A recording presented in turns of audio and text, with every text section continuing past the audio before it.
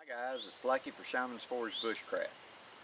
I had one of my subscribers send me a message here recently and was talking about carry options for knives. And this is a response to them. So Kevin, this one's for you. Alright guys, knives. We've had them forever, everybody knows what they're doing.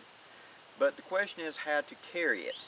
And there are a lot of different ways to carry. Now we're not going to talk about the actual sheath options. There are plenty of them. It can be leather, it can be Kydex, it can be a mixture of the two, it can be whatever. But what we're going to deal with is just some basic carry ways and how and why to safely carry it. Now, what you see on my belt right now, and I hope you can see that, is my Old Hickory butcher knife in a K-bar sheath that I recently profiled in a video. Now, the reason it's worn back here is important. In the front, inside your thighs, is commonly nicknamed the triangle of death.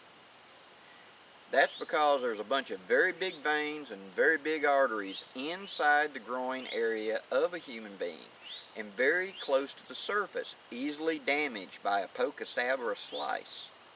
So we want to avoid that. That's the reason you're told to cut away from you and don't cut toward you, especially in that zone, for fear that you're going to stab or stick yourself. This also applies to when we're actually wearing and utilizing a knife in the field. Now if you notice, I'm carrying it way back here.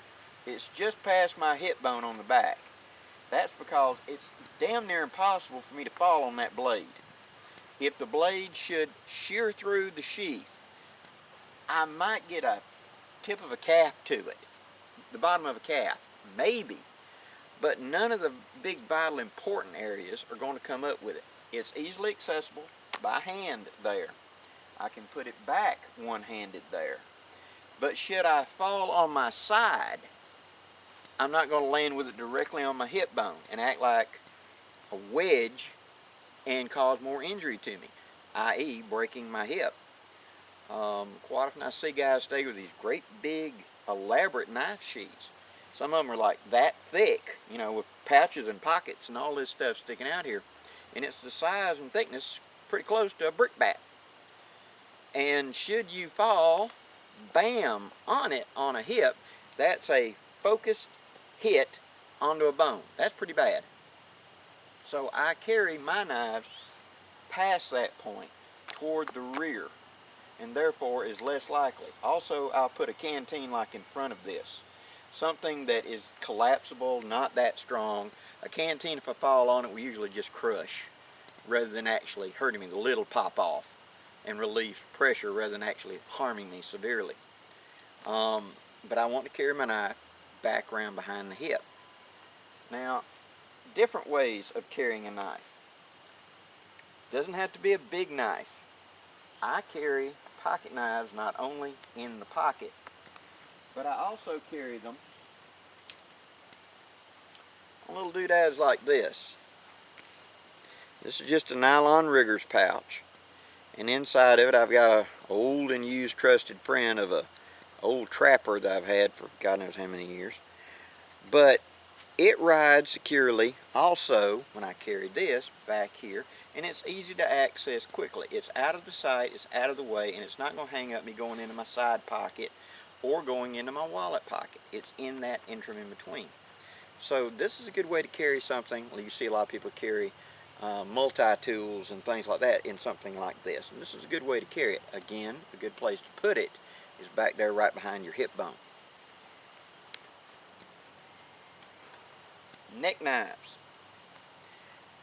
You saw a lot of my videos with this, and it's still one of my favorite knives, and I still use it a lot. My favorite crafting knife. Now you see how it rides around my neck. It's perfectly and quickly accessible, and this is where I want it when I'm doing some sort of handicraft or whatever. I'm going to be using it, putting it away, grab, you know, in and out real quick. But I'm not going to carry it this way when I'm going through the deep woods at a pretty good clip. You know, I'm trying to make time. I'm actually hiking or something like that, because this has got paracord around it, and although this end As you can see, it's thin little plastic, and I hooked them to it instead of back to themselves. There is the possibility of me hanging up and hanging myself or choking myself. So I want this breakaway, if at all possible. If I have a sheath that is not going to be breakaway, then this does not go around my neck for any distance. You know, around camp, doing chores, doing whatever, yes. Excuse me, especially cooking. But taking it, carrying it like this, going through really thick timber and stuff like that, when you lean forward, it swings out, it's going to hang something. It's a little bit dangerous. Yes, you can tuck it in a shirt. But as you see how it lines up there, should I fall in a severe crunch, there is the possibility of it coming through and sticking me into the intestines, or of me falling on something and it getting turned like this as I fall and going into me. Not a safe way to carry it. Yes for crafts, no for cross country, okay?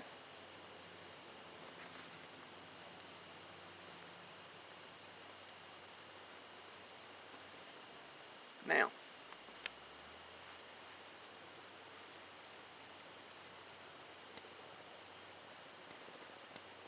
another type of preferred method to carry, you see this a lot over in Europe, is a dangler carry.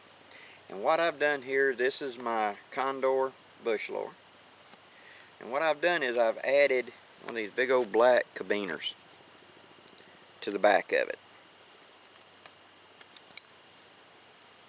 And what this does is it allows me to clip it to my belt, and it will float and twist and have a little bit of play to it. Now, where this is an advantage is I'm going to be sitting down, standing up when I'm hunting, for example, but I'm not where sound is a big factor. This is going to be used where I'm, like I said, like say in a boat, or I'm going to be shifting around in position or sitting down on the ground or something.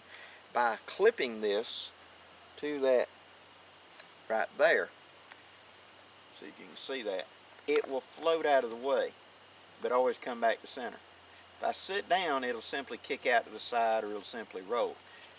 It's on the hip, so you'd think, well, it's a fall danger. Actually, it wants to roll out of the way, so it's relatively safe there. Handy to get to, and normally takes, you know, you can just grab and pull, and you can put it back in, one-handed. But it also, especially when you're wearing heavy winter clothes or something like that, carrying on a dangler has some advantages because it will ride out of the way, and it's less likely to snag on stuff that I found. The disadvantage, though, is it does move, so it makes noise. And so if you're trying to be ultra quiet, like stalk hunting, that's not a good idea. Thus, if you notice, I still got my belt loop on it. And like we talked about in one of my other videos, I typically have on my knife a double belt loop that allows me to put the knife real tight against my body. So whenever I'm stalk hunting and I'm trying to ease, you know, very silently through the woods, I don't want anything wiggling or making noise. And so that's when I use that loop.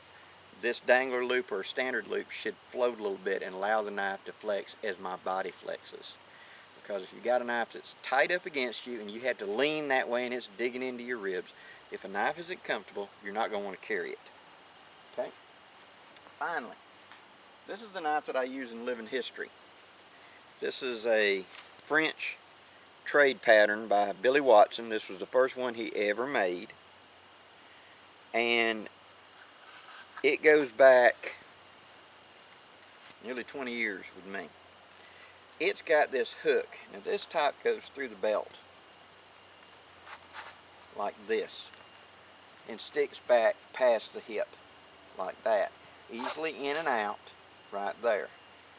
This type is carried in a sash, especially in the winter when you're wearing big heavy coats, something like a capote, one of those blanket coats, and you have a sash around you. It's easy to slide this in and get it out of the way, and at the same time pull it and put it without any problems. Another style following that line is this. This is a Cheyenne style. Big bulbous area that goes through the belt, and then this tab hooks over the belt to secure it. It's easy in and out in one movement, and so the knife is quick and easily accessible, but at the same time this is a rugged sheath that is big and broad, and should I fall, it will not slice out of it. So it's a safe way to carry it that way. Never put any knife in front of the hip bones, because there's too much up here that can be harmed, either by blunt trauma or by it slicing through, again, those arteries. Put a knife back behind the hip bone when you're carrying it, so that your hand naturally lays upon it, and it protects you from falls, and it protects you from sticking yourself. Do not put something small at the back, because if you fall backwards, this is again a fulcrum on your spine and can increase spinal injury. Usually you do not fall straight back, but it's just a good rule of thumb. Hope this gives you some ideas. Any questions or comments, please leave them in the box down there. I'm Blackie for Shaman's Forge Bushcraft, wishing you safe journeys. Have a great day, guys.